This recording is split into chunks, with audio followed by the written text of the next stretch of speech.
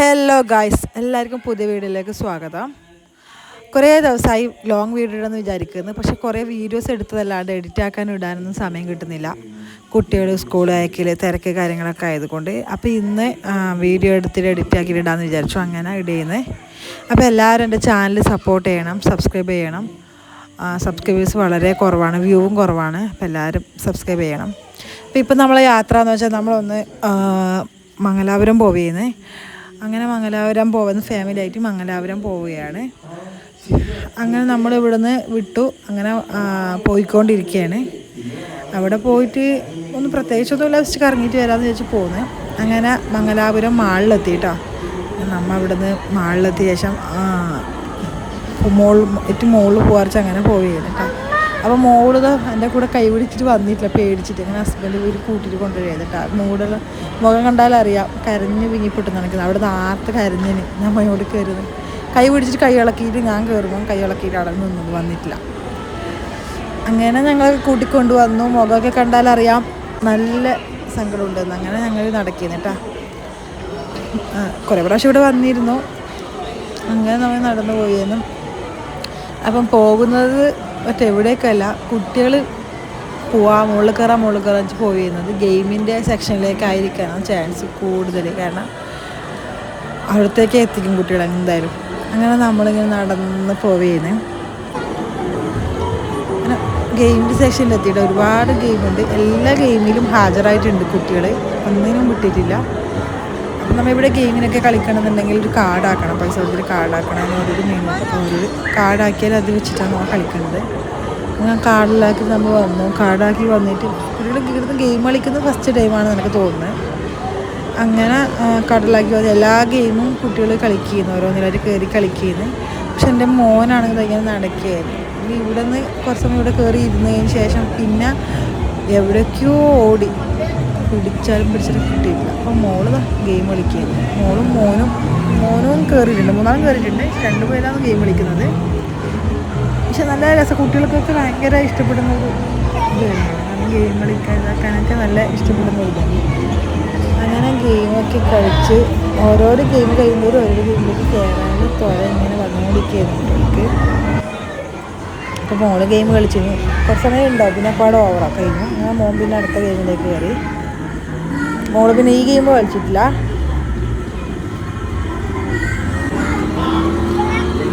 അങ്ങനെ മോൻ്റെ ഗെയിമും കളിച്ച് കഴിയാനായി.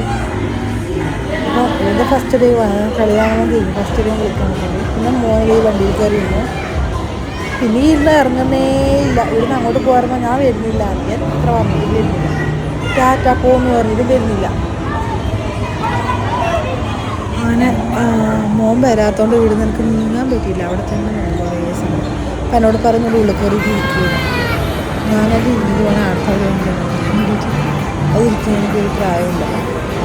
അങ്ങനെ കഴിഞ്ഞിട്ട് പിന്നെ മോൻ യൂട്യൂബ് ഇത് കാണാൻ കയറി.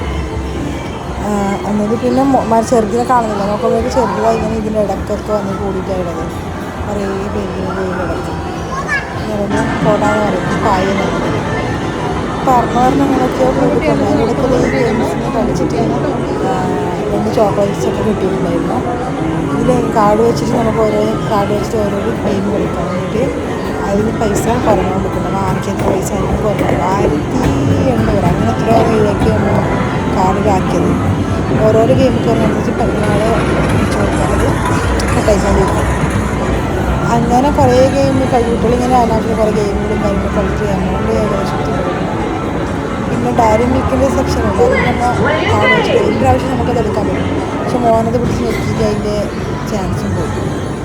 അങ്ങനെ നമ്മൾ അതൊക്കെ കഴിഞ്ഞ് ഇത് കളിച്ചു.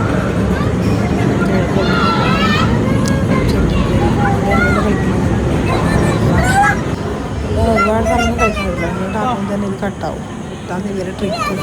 ഈ സമയം ആദ്യം തന്നെ അത് കട്ടായി പോകും. അത് കുറേ സമയം കളിക്കാൻ സമയമൊന്നും ഇല്ല അതിൽ. പിന്നെ ഇങ്ങനെ അത് പറ്റും, മുന്നിൽ തട്ടുന്നവരില്ല, അങ്ങോട്ട് തട്ടാൻ വരാറില്ല, കളിക്കുന്ന പോലും ഇല്ല.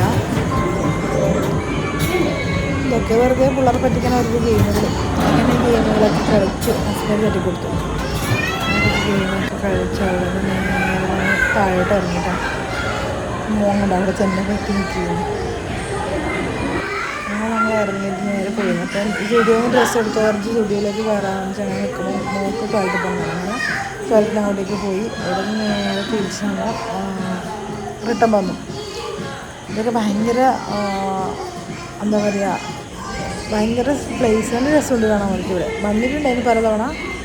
വീടെടുത്ത് എല്ലായിടത്ത് പോയി തിരിച്ച് വന്നു. പിന്നെ ഡ്രസ്സിൻ്റെ സെക്ഷനിലേക്ക് കയറി. അപ്പോൾ ഞാൻ ഡ്രസ്സ് നോക്കുന്നത് എൻ്റെ മോള് വീടെടുത്താണ്. പക്ഷേ ഡ്രസ്സൊന്നും എടുക്കാൻ പറ്റിയില്ല. ഒറ്റ പോയി സെലക്ട് ചെയ്യുമ്പോൾ നമുക്കതൊരു കൺഫ്യൂഷൻ, ഏതെടുക്കേണ്ടതിൽ കൺഫ്യൂഷനാവും. അങ്ങനെ ഡ്രസ്സൊന്നും എടുത്തില്ല, നോക്കിയത് മാത്രമാണ്. ഡ്രസ്സ് സെലക്ഷൻ ഒരുപാടുണ്ട്, പക്ഷെ ആരും എടുത്ത് നോക്കി തരാൻ ആരും ഉണ്ടായിരുന്നില്ല. ഹസ്ബൻഡിൽ പുറത്തുണ്ടായത്. അങ്ങനെ മോള് ഡ്രസ്സ് ഇതെടുത്തോ വെച്ച് കാണിക്കുകയാണ് കേട്ടോ. കുറേ ഡ്രസ്സ് സെലക്ഷൻസ് ഉണ്ട്, അടിപൊളിയുണ്ട്. കുറേ ഡ്രസ്സുകളുണ്ട്, അത് സെലക്ഷനാണ്. പക്ഷേ സെലക്ട് ചെയ്താൽ ആളില്ല, അതുകൊണ്ട് എടുത്തിട്ടില്ല. നോക്കിയത് മാത്രമാണ്. മോളപ്പോൾ നമുക്കിത് വാങ്ങിത്തരാൻ പറഞ്ഞത്.